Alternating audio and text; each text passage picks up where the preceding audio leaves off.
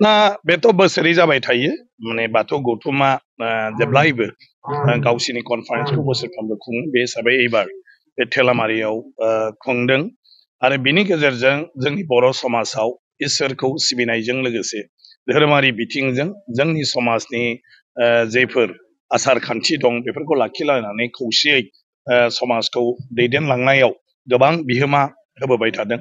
आं सानो बे जथुम्मायावबो गोबां बेबायदि माखासे बाथ्राया जायगा मोनगोन जेराव जोंहा फोसाबनांगौनि बाथ्रा दङ आरो बेवहाय सावरायलायनानै थांखि लायोब्ला माने जोंनि मोनफ्रोमबो गामियावनो बे थांखिफोरखौ जुदि मानिनानै सोलिलायोबा आं सानो आब्रुथि गोनां मोनसे बर' समाज बाथौआरि समाज थारैनो दानो हागोन आरो बेयो जोबोद गोनां सम बेफोरखौ सावरायबाय थानाया आथिखालाव बयनिख्रुइबो गोनांसिना जाहैबाय जोङो बोरैहाय माने धोरोमारि बिथिंजों गावखौनो गाव सोदांनानै मोजां आखल आखुनिफ्राय लानानै नेमखान्थिफोरखौ मानिनानै गुबुनफोरखौ दुखु होआजासे गावहा खुनु मोनसे सार्थआव हायाजासे जों बोरैहाय सोलिनो हायो बे बयनिख्रुइबो गोनांथार आरो बेफोर गुनखौ जों मोननांगौबा धोरोमारि बिथिङाव जेफोर सावरायनाय जायो धोरोमारि माने मा होनो फोथाराव धोरोमनि फोथाराव जायफोर बाथ्रा धोरोमनिफ्राय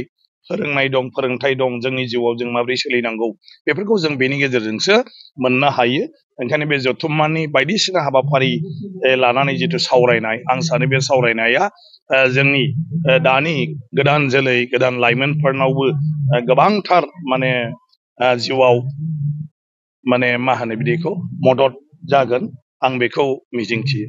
नैबे जथुम्मानि गेजेरजों बाथौइज्म लिरनो मोननायनि आसा खालामनाय जादों। जथुम्माजोंथ' बाथौइज्मखौ लिरनो मोना। बाथौइज्मा जाहैबाय जोंनि बाथौ धोरोमखौ सिबिनायनि बायदिसिना नेमखान्थि आरो बे इज्मखौ जोङो जुदि दिनै लिरनो मोननांगौब्ला अब्ला गुबुन धोरोमफोरबायदि जोंनो गनायथि मोननांगोन सरखारनिफ्राय आरजिआइनिफ्राय दिनैसिम जों बे गनायथिखौ मोननो हायाखै। गनायथि मोननो हायैनि गुबैयावनो दं जोंनि बर'नि बेलायाव जोङो दिनै धोरोमनि बाथ्राल' नङा गुबुन गुबुन रायजो जानायनि बाथ्राफोर जोंनि समाजखान्थिनि बाथ्राफोर बेफोरखौबो जोङो मोजाङै लिरबोआखै जोंनि जारिमिनफोरखौ जोङो लिरबोआखै। ओंखायनो दिनै सरकारनि बिथिङाव जेब्ला जों माबा मोनसे मावनो थाङो अब्ला जोंनो बिनि सायाव लिटारेचार नांगौ थुनलाइ नांगौ। बाथौ धोरोमनि सायाव जोंहा बेबायदि थोजासे लिटारेचार गैया खेंफोरथि गोनां बिजाबफोर गैया जायजों जों सरकारखौ माने दान्दिसेयैनो माने कनभिन्स खालामनो हायो। दिनै जोंनि धोरोमखौ दासो लासै लासै गोबाङानो मोनथिदों गोबाङानो फैदों गोबाङानो नायफैदों अदेबानि बे धोरोमाबोदि सिख बायदि जैन बायदि बुद्ध बायदि ख्रिस्टियान बायदि गावहा मोनसे आखुथाय दङ बेखौ जोङो मालायनो फोरमायनांगौबा बुजायनांगौबा बिनि थाखाय जोंनो गोबां माखासे माने लिटारेचार नांगौ। दा बेफोर जोंहानो मावबावनांगौ गोबां खामानि दं आरो आं सानो बेफोर खामानिया जाजोबोब्ला थारैनो जुदि जोंबो मालाय बायदि मोनसे धोरोम होननानै गनायथि मोननांगौब्ला जि थानांगौ बे धोरोमहा माने गनायथिनि थाखाय आं सानो थारैनो मोनगोन आरो बेखौ जेब्लासिम जों फुलफिल खालामनो हाया अब्लासिमथ' बाथौइज्मखौ सिदायै मोनगोन ना मोना। नाथाय जोङो दिनै आदार्सनि बेलायाव जों मुं लिरनो हायो माखासेया आदार्स बिसिनि मुङा लिरनो हाया नाथाय जोङो आदार्सआव दिनै बाथौइज्म होननानै लिरनो हायो। जोङो जोंनि रिलिजियासखौ आदार्सनि जायगायाव बाथौइज्म होननो हायो नाथाय जों दाबो बाथौइज्म हिसाबै माने हारसिङै गनायथिखौ मोननो हायाखै आरो गनायथि मोननो हायाबा जों लिरनो हाया। दा गाबोन नखर मन्थ्रि बिथां फैगोन नखर मन्थ्रिनि सिङावनो थायो। आं सानो गाबोन बिथां फैनायनि उनाव बर'नि बाथौ धोरोमा माने संबिजिदारि मोनथाय माने मा होनो मोनसे गनायथिखौ मोननायनि बेलायाव आं सानो गोबां मदद जागोन जुदि जोंनि मानव गेदेर नखर मन्थ्रिया बे बाथ्राखौ लानानै जुदि हजोंहाय गावनि अफिसार्सफोरजों सावरायहैयो अब्ला आं सानो जोंनि खामानिया आवगायगोन।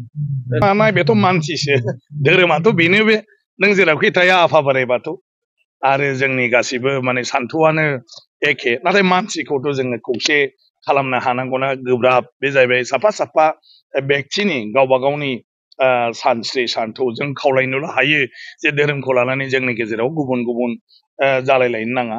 ओमफ्राय सिबिनायनि बेलायाव सोर माबोरै मा सिबिलायबाय थायो बे आलादा बाथ्रा नाथाय धोरोमनि जिथु सान्थौ बेखौ लानानै इन प्रिन्सिपल जोंनि इसोरा जों जायखौ बुङो बे जाबाय बोराइ बाथौ। बोराइ बाथौखौ जों मायाव सिबियो? सिजौ दंफां गायनानै, जाय सिजौआ सिरिबा, माखासे सिरिब्रैबो सिजौ दं, नाथाय जोंनि सिजौआ सिरिबा जानांगौ। बेवहाय जों बेरा दुमनांगौ, बेराया बान्दोबा जानांगौ।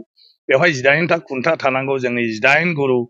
नाथाय बेबो जरा जानांगौ, खारन गुरुनि माने मा होनो आइजोफोरखौबो जोङो मान होनांगौ।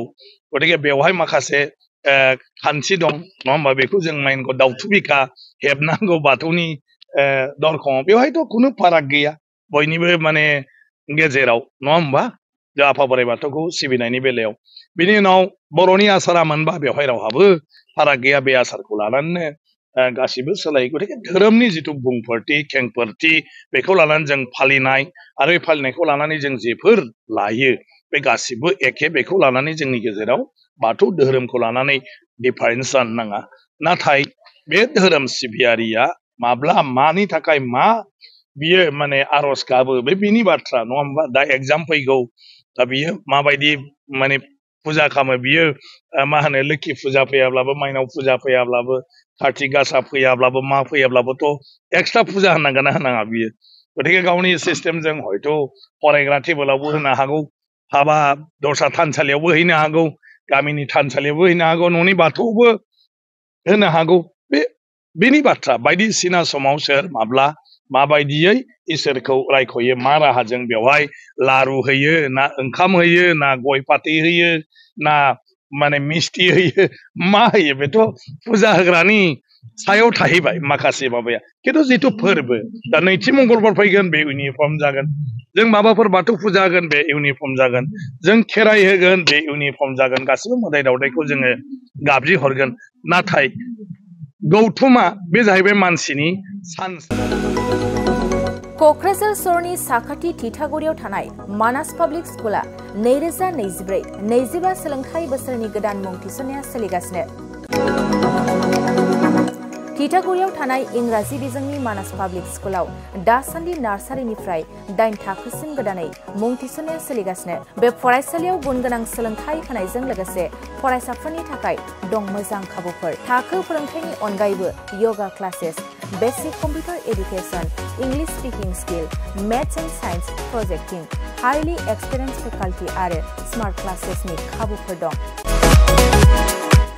बेजों लोगोसेनो बे फरायसालियाव हौवासा आरो हिन्जावसानि थाखाय आलादा हस्टेलबो दं। गोसो गोनां बिजाथिफ्रा थिथागुरिनि मानास पाब्लिक स्कुलाव मुं थिसनोब्ला नैबे जानबुं नम्बर 6000853288 6000489621 9101008849 कल खालामनानै सुलाद लानो हागोन।